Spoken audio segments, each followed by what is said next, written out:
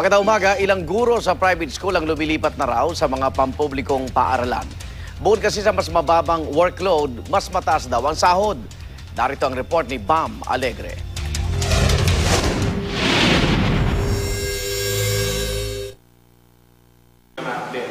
So during my time that I was Matapos magturo ng math sa isang private high school sa loob ng 5 taon, si Sir Julius lumipat na rito sa Lagro High School, isang public school sa Quezon City. Mabigat daw kasi ang workload sa private school at kailangan niya ng oras para makuha ang kanyang master's degree.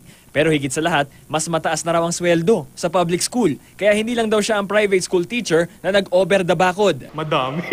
Actually sa batch lang namin from the school where I came from, siguro mga nasa around 7 or 8 kami na nag-transfer. Hindi naman nalingid sa kaalaman ng karamihan na nag-upgrade talaga ang salary ng mga nasa public as compared to the private sector.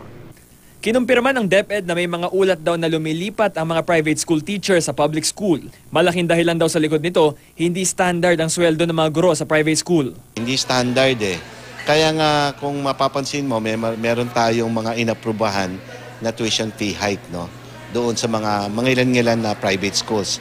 Para lang sa kaalaman mo, 903, if I'm not mistaken, 903 yung pinayagan natin mag-increase ng tuition fee, no?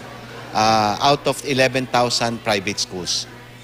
Bagamat maganda raw na nadadagdagan ng mga guro sa public school, hindi raw nakikipagkompetensya ang pamahalaan sa private sector. Ang bad side lang nito, pwede magsarado naman yung private school. Ang impact nito, magkakaroon na naman tayo ng congestion. Para sa unang balita, Bam Alegre reporting.